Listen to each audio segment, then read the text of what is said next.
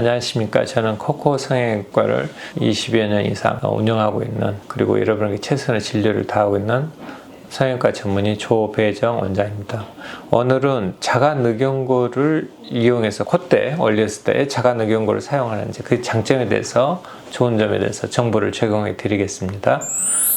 자가늑연골은 여기 이쪽 부위, 가슴의 이쪽 부위가 자가늑연골이거든요. 여기서 채취하는 걸 자가늑연골이라고 그러고, 귀연골 있고, 코 안쪽에 비중격이, 속에 있는 비중격이 있어요. 이렇게 코 속에 있는 비중격연골, 그걸 이용하는 방법, 이런 여러 가지 이제 재료들이 있어요. 연골을 사용했을 때, 그랬을 때 코끝을 올리는 방법이 있고, 콧대를 하는 수술 방법이 있는데, 이게 우리 기준에서는 콧대 재료가 따로 있고 코끝을 하는 재료가 따로 있어요.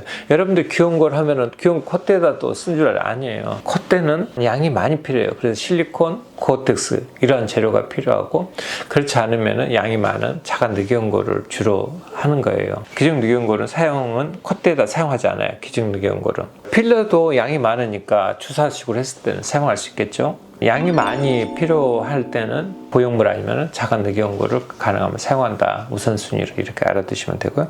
코끝은 우리가 많은 재료가 있지만은 여하튼 자가늑연골을 사용할 수도 있는데, 코끝의 자가늑연골은 플레이트를 사용하는 거고, 콧대의 자가늑연골은 블록처럼 사용하는 방법, 얇게 쓴 플레이트 같은 얇게 쓴 칩을 사용하는 방법, 아예 가루로 갈아서 하는 방법이 있는데, 그 중에서 지금 가루로 갈아서 수술하는 방법에 대해서 한번 설명해 드리도록 하겠습니다.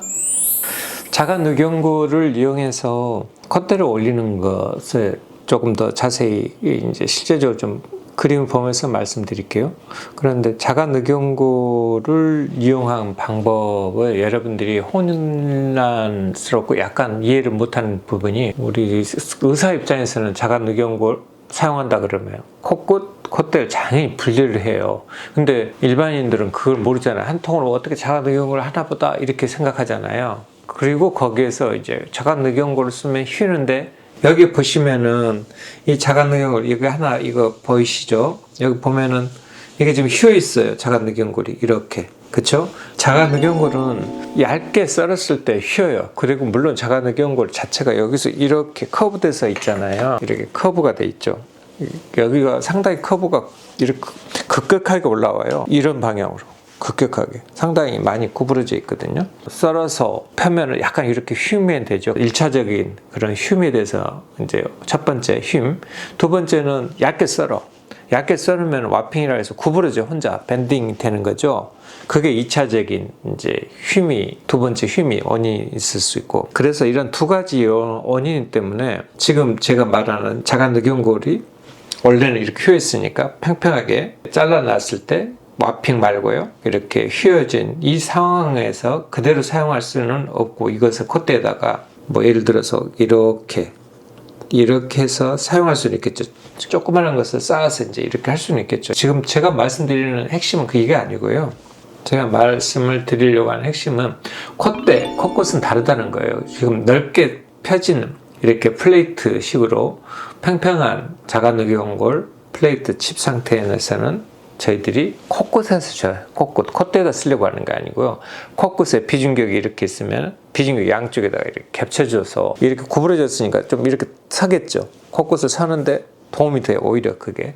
그래서 이런 구부러진 이 형태 그대로 자가늑연골을 집어넣는 거예요. 끝에 속에다가 집어넣어요. 양쪽에 와핑이 있으니까 두 개를 집어넣으면 반듯해지겠죠. 이건 이제 코끝 이야기고, 제가 이제 말하려고 하는 것은 콧대 이야기. 콧대는 그러면 어떻게 쓰죠? 그래서 지금 옆에 보시면 이렇게 콧대에 사용하려고 가루로 갈아진 것들이 있어요. 자가늑연골을 제작하면서 남는 부스러기, 덩어리 이런 것들을 가는 기계를 이용해서 갈거나, 이렇게 칼을 이용해서 모래처럼 이렇게 만들어져요. 조각조각 내는 거죠. 이런 상태로 우리가 자가늑연골을 주사기에 담아요.